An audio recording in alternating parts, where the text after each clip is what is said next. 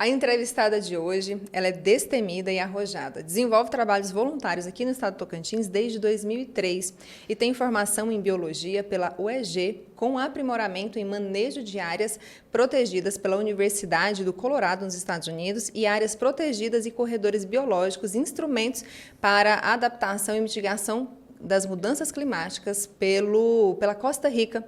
Concluiu o mestrado em Ciências do Ambiente pela UFT e possui especialização em Administração e Manejo de Unidades de Preservação pelo Instituto Estadual de Florestas e Universidade Estadual de Minas Gerais. Possui também especialização em Biologia pela Universidade Federal de Lavras. É inspetora de recursos naturais do quadro de servidores efetivos aqui do estado do Tocantins e atualmente é lotada no Naturatins. Seja muito bem-vinda, Angélica Beatriz Corrêa Gonçalves.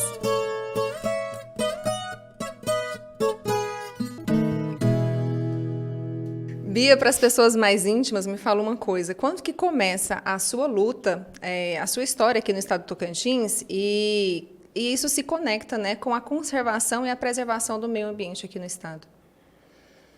É uma longa história. Te agradeço pelo convite, né, por estar aqui. É sempre importante para a gente compartilhar esse tema, né, conservação da biodiversidade.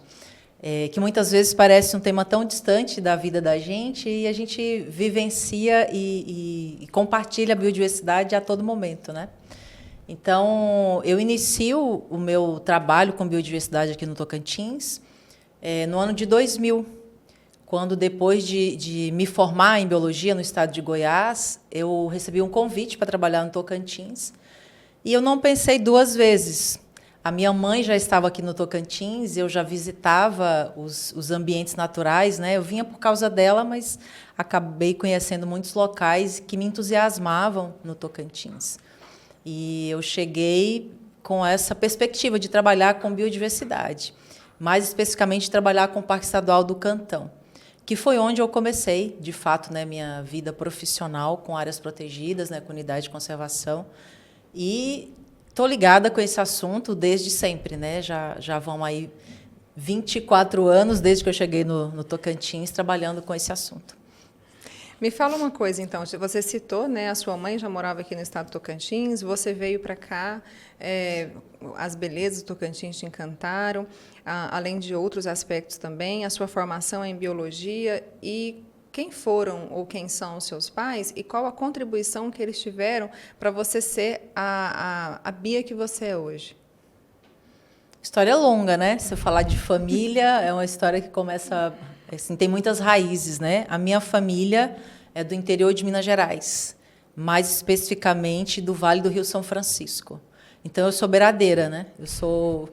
Eu deixei a bacia do São Francisco e vim para a bacia Tocantins-Araguaia.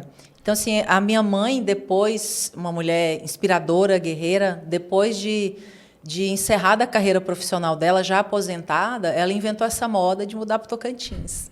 Eu não sei exatamente por quê, mas ela veio para cá. E aí, quando ela veio, eu me senti, né, assim, impulsionada a vir atrás da minha mãe. Eu acho que era mais um apego afetivo mesmo, né? Mas aí vim por conta dela, fui estudar em Goiás. E biologia já estava no meu sangue, né? Desde sempre eu tenho essa afinidade com as questões ambientais. E isso é muito tratado como romantismo, né? Às vezes você gosta da natureza, você gosta da beleza da natureza. E às vezes não tem explicação, você tem uma afinidade e você gosta daquela vida. A gente tinha uma vida rural, então assim, a vida rural está muito embolada, né? Com as questões naturais, as questões ambientais. Então, eu já tinha esse impulso. E quando eu fiz faculdade, no último ano, eu fiz um mini curso sobre unidades de conservação no Cerrado e aquele mini curso foi assim definitivo para eu decidir o que eu queria trabalhar. E a partir de então aconteceu tudo que aconteceu na minha vida, né? Vim para o Tocantins, me especializei, fiz aprimoramento nessa área e segui trabalhando com unidade de conservação. Para você ter ideia, quando eu terminei minha faculdade em Goiás, eu fiz um concurso para a educação do estado de Goiás, fui aprovada, tomei posse e assumi a sala de aula, e aí chegou o convite para eu trabalhar no Parque Estadual do Cantão. Aí eu joguei meu contrato para cima, eu falei, tchau, tô indo. E minha mãe, você é louca, você está deixando o seu concurso. Eu falei, não, mas estou sentindo a vontade de ir e vim, né? Então, assim, nunca tive esse receio de encarar as coisas que me animavam. E assim eu comecei a trabalhar no Parque Estadual do Cantão. Que também é uma outra história, né? Como é que eu cheguei no Parque Estadual do Cantão, que é uma história que tem muito a ver também com o momento que o Tocantins vivia naquela época. É importante você falar para a gente como que você chegou lá no Parque do Cantão. Você quer mesmo saber que essa historinha é longa? Eu acho importante contextualizar. Então, essa questão do meio ambiente, eu consigo ter essa noção que faz parte da vida da gente, da natureza da gente, né? Não é algo assim, eu escolhi meio ambiente porque eu acho uma cachoeira bonita. Embora eu adore água, né? Então, onde tem água, eu estou junto. Mas as questões que fazem a gente perceber a necessidade, né, de você cuidar desse ambiente que você depende completamente. Se a gente fosse enumerar aqui os itens que a gente está usando nesse momento, nesse espaço de biodiversidade, a gente não pensaria o meio ambiente fora da gente, em outra caixinha. Mas por que eu vim para o Parque Estadual do Cantão? Quando eu morava em Goiás, fazendo faculdade, de muitas vindas que eu vinha para visitar minha mãe, eu saía para campo e comecei a conhecer, especialmente a Serra do Lajeado, né? Andava muito ali. Eu tenho um irmão que, na época, era um mateiro, que andava conhecendo a região, levava estudantes, e eu fui numa dessas. E aí aquilo me animou a escrever um projeto, né, sobre o potencial que a região tinha para criar unidades de conservação. Aquilo já estava na minha mente, eu já estava estudando aquilo na faculdade, né? E aí escrevi um projeto num evento, que agora não me lembro o nome, mas era um evento sobre internacional de florestas, que ia acontecer em Belo Horizonte e que todos os estados da Amazônia Legal estariam presentes, né? E eu escrevi, meu projeto foi aprovado. Nesse projeto, eu estava recomendando a criação de um parque estadual na Serra do Lajeado. E aí chego no evento, os governadores de todos os estados estavam lá, e eu falei, nossa, o governador do Tocantins vai estar aqui. Quem que era o governador na época? Era o Siqueira Campos. E fiquei entusiasmada porque o governador estava ali. Como eu sempre fui assim, muito atirada, eu escrevi um bilhetinho para ele e falando assim, estou apresentando um projeto aqui no evento, né, que interessa ao Tocantins. E aí chamei o guarda que estava no palco, era o pessoal da segurança, falei assim, entrega esse bilhete para o governador do Tocantins quando ele compor a mesa. Ele, entrego. Mas era só uma expectativa, né? Pois o cara entregou. No dia seguinte, eu cheguei no meu painel, porque tinha uma sessão de painéis para apresentar os projetos, aí tinha um recadinho, um bilhetinho com um cartão, né, do governo do estado, escrito assim, me aguarde tal hora que o governador mandou falar com você. Eu falei, gente, não acredito, o governador recebeu meu bilhete e ainda mandou um recado.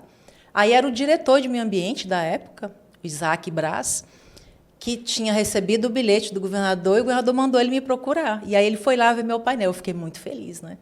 Era um estudante, estava no último ano da faculdade, e o governador tinha falado assim, olha, que bacana que você está com esse projeto aqui, vem trabalhar com a gente. Que aí foi esse recado que o diretor transmitiu.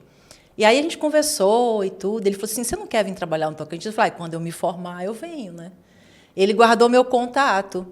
Aí, no ano seguinte, ele precisava de alguém para o parque e me ligou, você acredita? Acredito. Eu falei, gente, como é que esse cara me chamou, né? E aí eu vim com essa empolgação, né, de trabalhar, e era para trabalhar no Parque Estadual do Cantão. Então, assim, foi uma grande oportunidade, né, que, apesar de ter aquela dúvida toda, nossa, você está indo para um lugar que você não conhece? Eu falei, não tenho qualquer problema de ir para esse lugar. E assim eu comecei. Né, fui diretora desse parque, né, trabalhei na implementação desse parque, depois fui para o Parque do Jalapão. Então, assim, institucionalmente, eu tive essas oportunidades de aprender a lidar com a unidade de conservação na prática. Né? Eu não tinha nenhum conhecimento específico, né? Eu não estava tecnicamente habilitada para aquele trabalho, eu me habilitei fazendo. Né? Foi uma experiência assim, sem igual. E aproveitando que você falou das áreas de conservação, eu queria que você falasse um pouquinho para a gente como elas estão atualmente, né? E se elas estão ameaçadas, como que estão, onde elas estão, quais são essas áreas aqui no estado de Tocantins e como elas estão hoje? Bem, É responsabilidade, né, dos órgãos públicos, especificamente dos órgãos que lidam com a questão ambiental, implementar áreas protegidas, né? Mais especificamente unidades de conservação, que são territórios, né, que são definidos com uma prioridade de conservação, por causa dos atributos naturais, né, por causa também do uso sustentável, né, que deve ser feito e que é feito por comunidades que vivem nessas regiões. E o que eu posso dizer em relação ao Estado do Tocantins, né, pela experiência de ter essa vivência dentro da instituição, é que ali nos primeiros anos, a partir de 2000, havia uma atuação muito intensa do Estado, alinhado com o governo federal, à época, para implementar essas áreas. Então, grande parte, eu acredito, do meu entusiasmo naquela época era porque havia um entusiasmo também do Estado, né, na implantação dessas áreas. Hoje, o Estado tem unidades que correspondem a 15%, né, da área de todo o Estado. Uma importância assim, essencial para a conservação do Cerrado. Aqui a gente tem uma transição do Cerrado com a Amazônia, né? Então, confere uma riqueza de biodiversidade para o Tocantins que você não tem em outros estados. Então, é muita responsabilidade.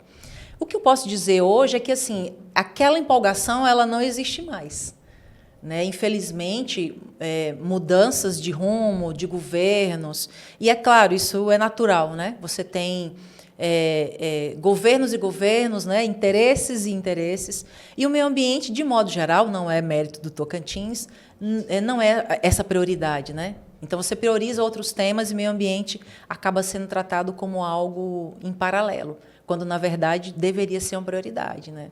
A gente não tem a menor condição de pensar um mundo sem a proteção dos recursos naturais, né, e da biodiversidade. E como você falou, uma porcentagem muito pequena, né, que acaba sendo destinado. A gente tem hoje a área do Cantão, a APA do Cantão, a APA da Serra do Lajeado, tem também no Jalapão. Quais são as outras? Então, na verdade, o Estado, né, no âmbito estadual, já foram criados 3 parques e um monumento natural, né? Essas são as categorias que são chamadas, que fazem parte do grupo de proteção integral. São áreas que você tem um uso bastante restrito, né?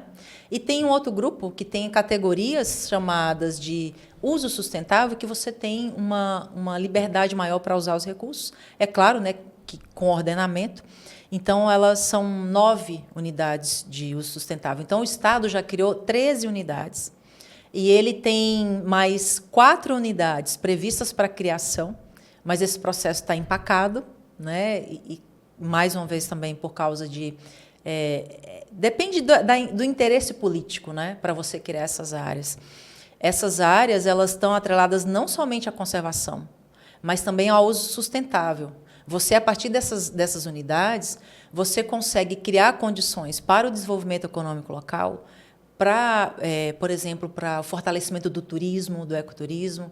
Então, você mexe com a economia quando você implementa unidades de conservação. Você não está só fechando o uso, você está dando um ordenamento para que esse uso não destrua, né, os recursos que você tem disponíveis. Se a gente pegar em termos de porcentagem, você saberia dizer para a gente, do território do Tocantins, hoje, em áreas de preservação ambiental, a gente tem tantos por cento, ou uma média de tantos por cento? Hoje, somadas as unidades de conservação criadas no âmbito municipal, estadual e federal, e mais os territórios indígenas, tudo isso ocupa 20% da área do Estado.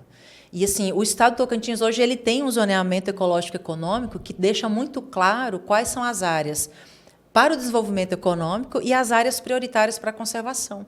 Então, isso é muito claro. Então, você pode investir nessas áreas já sabendo em que área que você pode executar qual tipo de atividade. Então, e aí já que você falou, né, de biodiversidade, que a gente está falando no contexto político, isso é um contexto político. Quando a gente fala de unidade de conservação, a gente está falando de uma política pública e que não é uma invenção pontual. Ela está prevista na nossa Constituição. Ela é um dever tanto do órgão público quanto da sociedade de você garantir, né, esses ambientes que resguardam os recursos que a gente vai utilizar. Então, assim, não tem nenhuma novidade de você investir na proteção dessas áreas. Elas estão aí para isso mesmo. Então, assim, o Estado e o Tocantins faz isso, mas outros estados também fazem, né? Infelizmente, prioriza alguns setores. Eu poderia dizer hoje, por exemplo, que o Tocantins, com toda a biodiversidade que tem, com as unidades de conservação riquíssimas que tem, ele prioriza um único setor. Não é segredo para ninguém que a prioridade do Tocantins é o agronegócio.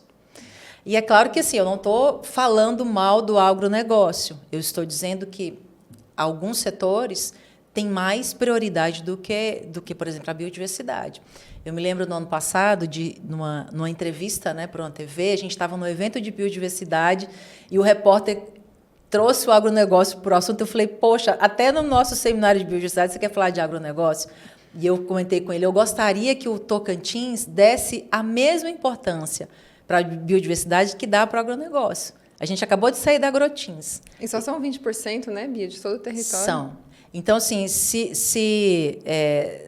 um estado com essa riqueza toda e que o próprio agronegócio depende da biodiversidade, por que o estado não prioriza a biodiversidade? Existe algum evento gigantesco sobre biodiversidade nesse estado tão rico em biodiversidade?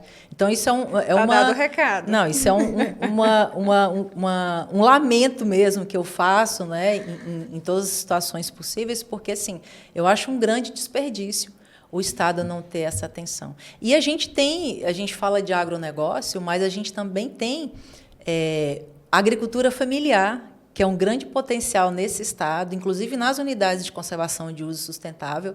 A gente tem experiências incríveis de agroextrativismo, né, fazendo uso da biodiversidade, fazendo a produção de alimentos que chegam à nossa mesa, né, mas a gente tem, sim, uma priorização para um único setor.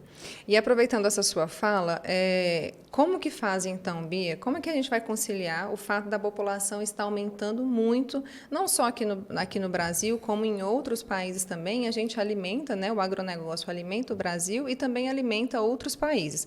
Como conciliar isso, que é o desenvolvimento econômico do Estado, do país, a alimentação das pessoas, com a preservação ambiental? Eu acho que o grande desafio do planeta é a comida, né? Então, a gente tem crises econômicas pautadas nessa necessidade de você garantir a alimentação das pessoas, né? A gente está na casa dos bilhões, né? E a gente pensa para onde que vai o planeta.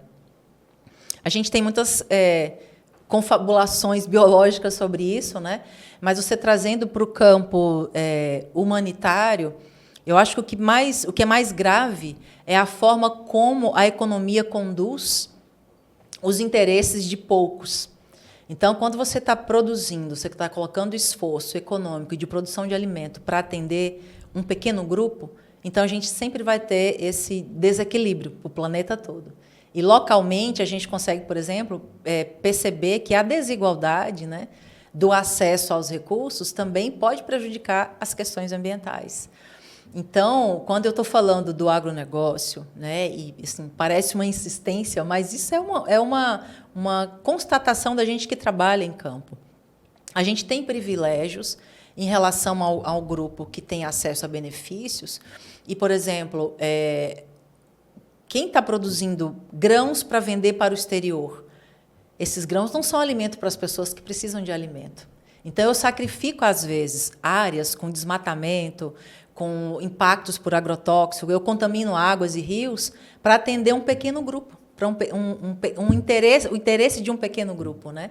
Enquanto isso, eu tenho milhares de pessoas precisando de comida na mesa mesmo, de produção daquela verdura, daquela fruta que vem para a minha mesa. Isso é comida, isso é sustentar as pessoas que dependem do recurso. Quando eu falo do recurso, eu estou falando do solo, estou falando da água, estou falando do ar.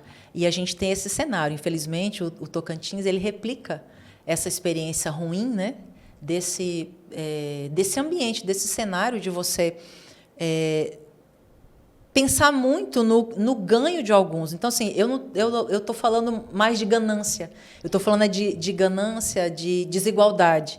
Então, não sei se eu consigo te responder isso, Sara, mas eu entendo que se a gente quebra esse ciclo de desigualdade, de ganância por ter, por possuir, a gente consegue também dividir melhor as coisas. Então, a reforma agrária, ou a falta dela hoje, que também é uma ação prevista na nossa Constituição, ela pode ser a raiz do problema de vários conflitos por terra e de impacto ao meio ambiente. Então, a gente, quando investe num único modelo, que é o modelo de grandes extensões de monocultura, eu estou impactando o meio ambiente pelo tamanho das áreas que eu estou desmatando, pela quantidade de agrotóxico que eu vou carrear, né, para cuidar dessa produção, e ela vai para a água que chega até as fontes que abastecem, né, as cidades, os municípios. Então, assim, vira uma bola de neve, né? Então, talvez que, assim, é utópico, mas a gente vive de utopia, né, e de subjetividade. Mas, assim, é a mola mestra, né? Essa forma desigual de acessar os recursos naturais.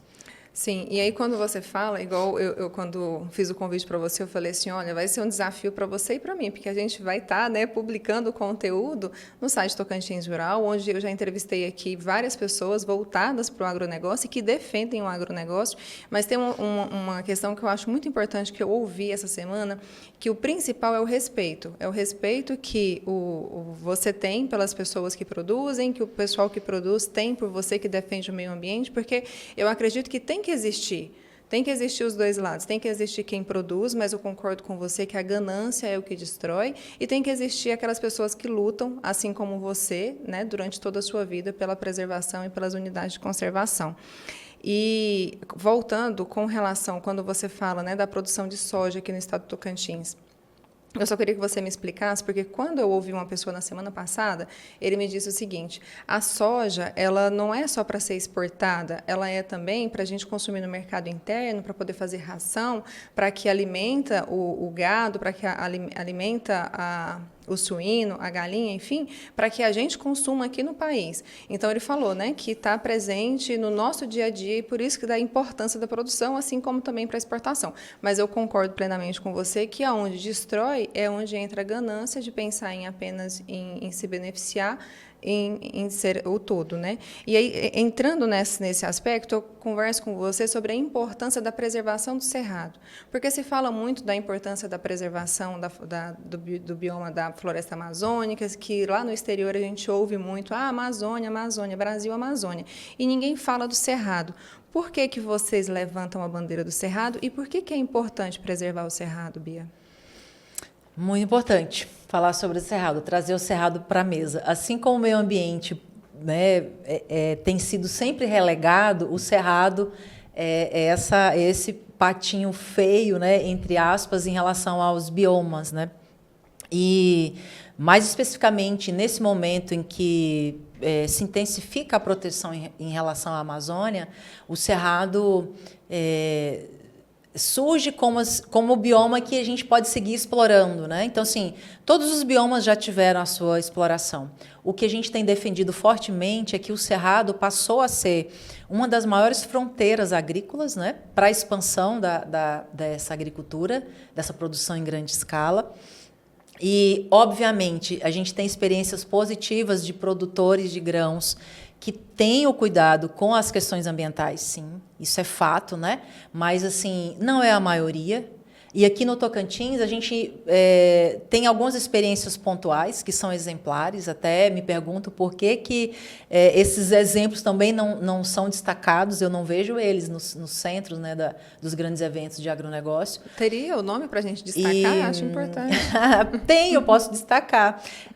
Mas, assim, só voltando a essa questão do cerrado, a grande preocupação é que, por exemplo, o programa Matopiba, né? O Matopiba envolve Mato Grosso, Tocantins, Piauí e Bahia, por isso essa sigla, né? Matopiba, recebe atualmente um grande incentivo para a fronteira, para a expansão da fronteira agrícola, sendo que os outros estados definiram uma área para essa expansão, porém o Tocantins não definiu uma área.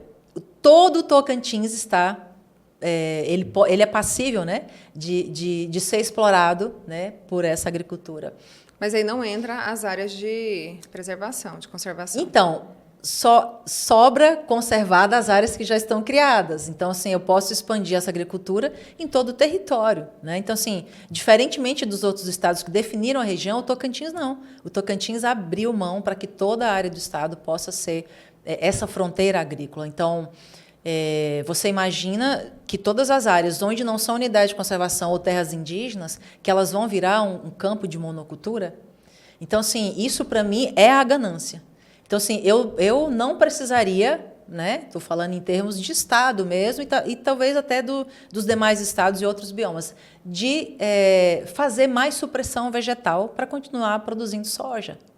Eu acredito que os ganhos que já são computados, né, e o Tocantins tem uma grande contribuição nessa produção, e isso é bom. Nós somos um país rural, nós somos produtores de alimento. Mas, assim, esse produtor de alimento ainda tem muita gente sendo sacrificada.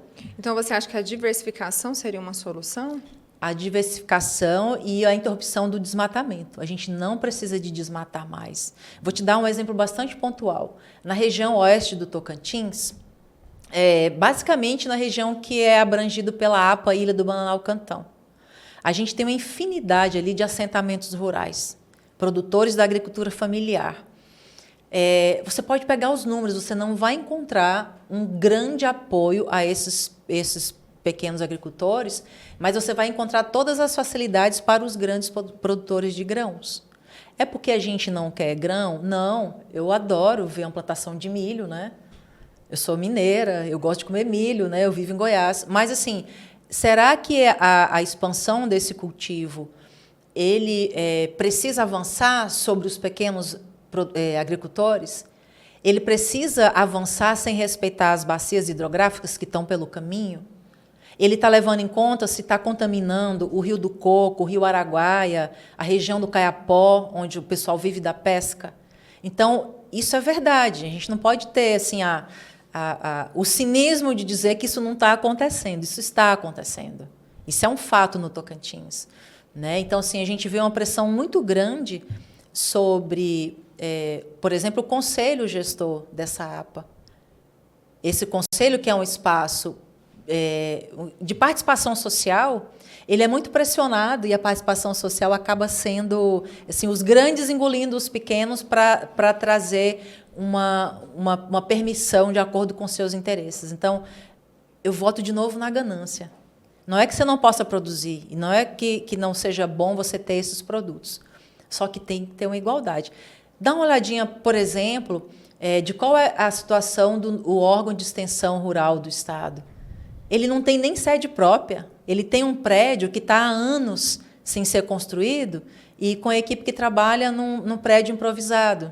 Isso é investir na pequena agricultura? E quando a gente entra lá, tem medo de cair na cabeça da gente. Então, assim, isso não é uma crítica pontual, mas é uma análise de uma realidade que poderia ser diferente. O Tocantins, esse estado novo, comemorando aí os seus 30 e poucos anos, se espelhar nos modelos mais arcaicos, né? nos modelos mais antiquados de produção, né? E eu diria de injustiça social, porque você priorizar um único grupo que produz em detrimento dos outros que estão sem assistência. E eu estou dizendo tudo isso, está falando de biodiversidade, mas está falando de produção, porque está totalmente ligado. Com certeza. Essa biodiversidade que está garantindo uma água para você produzir, né, ela está garantindo água para todo mundo, não é só para aquele que está produzindo muito, é para o que produz pouco, para o que está só conservando, para o que está praticando ecoturismo. Como é que esse Estado se beneficia da imagem do Jalapão, que é associado para o mundo como um local de conservação e de proteção, e por trás disso você tem essa agricultura, essa monocultura chegando fortemente naquela região, com processos irreversíveis de erosão, de contaminação das águas, né? Então, o Cerrado é essa área que está produzindo as águas que abastecem os outros biomas. Os maiores aquíferos que garantem a retroalimentação desses rios estão no Cerrado. Então, assim, se você não tem essa dinâmica, ou se você tem essa dinâmica interrompida, então você compromete toda essa riqueza. Agora mesmo, e assim, só para encerrar o assunto, região oeste do Tocantins, essa é a região que tem o maior índice pluviométrico do estado. Eu não sei até quando, porque agora, nos últimos 10 anos que o desmatamento avançou para essa região, em função dos grandes plantios de soja, pode ser que a gente mude esse cenário. Então, assim, eu estou indo atrás de uma região que tem muita água, mas eu destruo, quebro o ecossistema de produção dessa água, que é a manutenção da vegetação. Né? E aí eu também estou contaminando ela, porque eu não estou tendo o menor limite sobre a quantidade de agrotóxico que eu uso naquela região. Certo. E falando agora da Associação Onça d'Água. A Associação Onça d'Água foi criada com esse objetivo? Qual que é o objetivo da associação?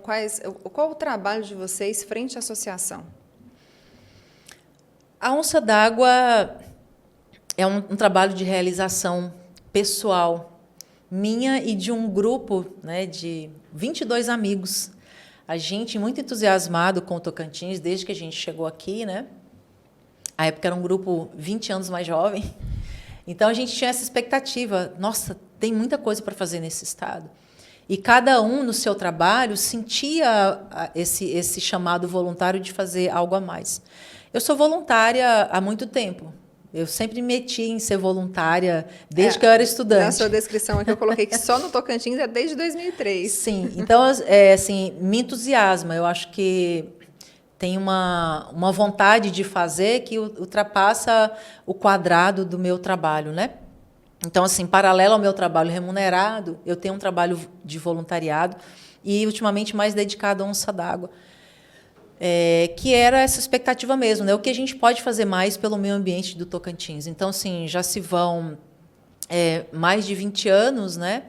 Onde a gente se organiza apoiando iniciativas produtivas sustentáveis em unidades de conservação, onde é permitido, né, a produção, o agroextrativismo, o ecoturismo.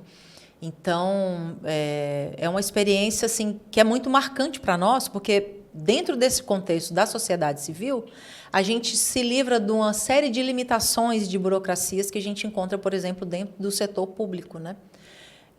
Também tem uma abertura muito grande para o diálogo. A gente é muito de diálogo, de debater. Isso não significa que a gente concorda com tudo, mas a gente respeita essa divergência de opiniões, né? Tanto é que você aceitou o convite para vir aqui conversar com a gente. A gente adora entrar no assunto dos outros. Mas, assim, porque a gente acredita muito que esse diálogo ele é muito saudável. Então, assim, nós, quando batalhamos, né, ou voluntariamos dentro desse tema de meio ambiente, a gente não está indo para comprar briga, para ser do contra. A gente está indo para questionar. E questionar faz a gente mudar de lugar, né? Então, é muito nessa linha. A gente tem um dado do Instituto de Desenvolvimento Social que, no ano de 2020, o Brasil tinha 57 milhões de voluntários. Até assustou a gente, né, esse volume. Então, naquele ano está associado ao quanto o brasileiro se dedicou a voluntariar durante a pandemia para ajudar pessoas. Então, assim, o brasileiro ele já tem essa tendência, essa naturalidade de ser solidário, de ser voluntário em várias áreas. E ele é mais voluntário na questão social, mas tem voluntariado na questão animal, na questão ambiental, em várias outras frentes, né? Então, assim, eu diria que a Onça d'Água é só mais uma gotinha nesse oceano de dedicação voluntária. A gente está vendo agora, né, essa característica. Pelas unidades de conservação. Pelas unidades de conservação também. São vários temas, né, de voluntariado. Não, digo da Onça d'Água especificamente, qual que é a linha de voluntariado de vocês? A nossa linha é proteção do cerrado por meio das unidades de conservação. Então, hoje, oficialmente, você tem um voluntariado muito forte, por exemplo, através do ICMBio, que é o órgão ambiental federal, né? O ICMBio tem um programa de voluntariado que, assim, ele não consegue atender anualmente a quantidade de demandas por voluntariar nas unidades, né? Então, esse voluntariado nosso da Onça d'Água, ele caminha muito no sentido de fortalecer as relações da sociedade com as unidades de conservação. E a gente faz isso captando recursos, executando projetos, apoiando iniciativas produtivas sustentáveis. E assim a gente toca a vida. E a Associação Onça d'Água está hoje dentro da coalizão Voz do Tocantins, faz parte da coalizão Voz do Tocantins. Eu queria que você explicasse o que é essa coalizão Voz do Tocantins e qual que é o objetivo dela aqui no estado. Ah, sim. A coalizão, ela é uma iniciativa muito importante. Ela surgiu a partir da execução de um projeto que foi elaborado, na verdade, coordenado, né, por uma organização da sociedade civil também, né, Instituto Sociedade, População e Natureza, é uma ONG que trabalha há mais de 30 anos protegendo o cerrado, né, onde o cerrado ocorre em vários estados. E ela reuniu um grupo, hoje, de 15 organizações, né, onde tem representantes dos povos indígenas, da agricultura familiar, territórios quilombolas, universidades e a própria Associação Onça d'Água, que tem um propósito de batalhar pelas questões que envolvem justiça climática aqui no território tocantinense. Então, a gente vem desenvolvendo algumas ações, né, de incidência política, trabalhando com advocacy, com comunicação, que a intenção é justamente trazer voz, né, para esses grupos, né, e para esses territórios que muitas vezes são pouco vistos e poucos lembrados no momento da execução das políticas públicas. Então, a Onça d'Água também faz essa provocação, né, de que a gente precisa equilibrar essas prioridades no sentido dos deveres, né, e dos direitos de quem acessa a biodiversidade, quem acessa o cerrado. Isso tem que ser feito de forma igualitária e de forma justa. Então, a coalizão ela tem esse componente. E por que justiça climática? A gente já está no meio, né, de uma previsão de anos atrás que a gente precisava se preparar para as mudanças climáticas. A gente já está no meio dela. A gente já está no olho do furacão. A gente tem os exemplos de impactos ambientais, nos últimos 5 anos se agravando. Agora a gente tem esse exemplo triste que aconteceu no Rio Grande do Sul. Então, a gente está dentro desse furacão e a gente se organiza para isso. E as pessoas que mais sofrem com essa falta de cuidado com o meio ambiente são também aquelas que menos impactam. Então, você não tem, por exemplo, as populações indígenas e os agricultores familiares causando impacto com o mesmo volume, né, que causam os grandes empreendimentos. Então, a gente busca por essa justiça climática. Excelente. Bia, para finalizar, qual que é o legado que você quer deixar para os seus filhos? Gente, que missão? Essa pergunta... Porque a gente falou, Essa né? pergunta é impossível. A gente foi e falou sobre a justiça climática, falamos sobre a onça d'água, falamos sobre o debate, né, de biodiversidade e produção aqui no estado do Tocantins, falamos um pouco da sua história, mas ao final você faz tudo isso, li o seu currículo, que foi o seu mini currículo, e deu tudo aquilo. Então, assim, o trabalho voluntário que você faz, o trabalho paralelo ao trabalho voluntário, que é o trabalho que te remunera, e assim, no final disso tudo, qual que é o legado que você quer deixar para os seus filhos? O porquê que você faz tudo o que você faz hoje? Essa pergunta dessa forma, por que eu faço tudo isso, né, é bem difícil de explicar. Mas o que eu diria é que assim, todo o trabalho, né, que a gente produz, e eu tenho uma grande satisfação de não trabalhar sozinha. A gente tem uma coletividade em várias frentes, né? Que é essa coletividade que faz a gente seguir e se animar e enfrentar, e construir possibilidades, encontrar soluções. Então, assim, a gente espera minimamente que essas iniciativas influenciem pessoas, né? Então, assim, a gente não pensa na biodiversidade, na questão ambiental, numa caixinha de vidro. A gente pensa que a gente tem que ter cada vez a noção que a gente faz parte disso tudo. A gente é uma peça, né, desse conjunto de ecossistemas e recursos naturais, enfim. E, se minimamente a gente conseguir deixar bons exemplos, né, e boas práticas, eu acho que a gente já vai ter cumprido um bom papel. A gente não muda ninguém, né, e a consciência ambiental ela se desenvolve. Tem que ser um desejo de cada pessoa, né?